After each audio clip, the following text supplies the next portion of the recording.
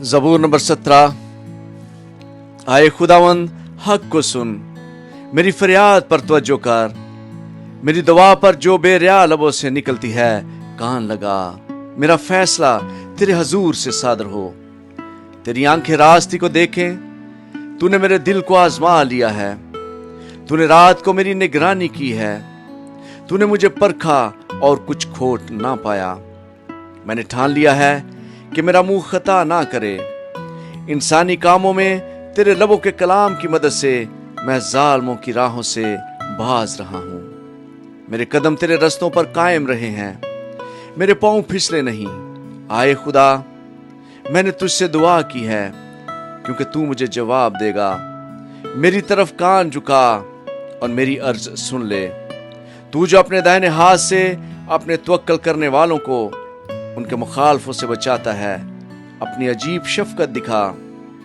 मुझे आंख की पुतली की तरह महफूज रख, मुझे अपने परों के साया में छुपा ले उन शरीरों से जो मुझ पर जुल्म करते हैं, मेरे जानी दुश्मनों से जो मुझे घेरे हुए हैं।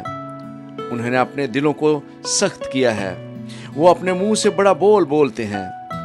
उन्होंने कदम कदम पर हमको घेरा है, वो ताक लगाए हैं कि हमको जमीन पर पटक दें। वो उस बब्बर की मानिद है जो फाड़ने पर हरीस हो, वो गोया जवान बब्बर है जो पशीदा जगहों में दबका हुआ है।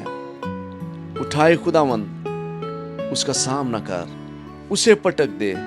अपनी तलवार से मेरी जान को शरीर से बचा ले।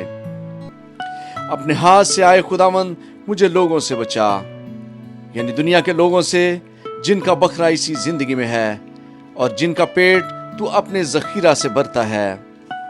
उनकी औलाद भी हस्बे मुराद है, वो अपना बाकी माल अपने बच्चों के लिए छोड़ जाते हैं। पर मैं तो सदाकत में तेरा दीदार हासिल करूंगा। मैं जब जागूंगा तो तेरी शवाहत से सैर होऊंगा। आमीन।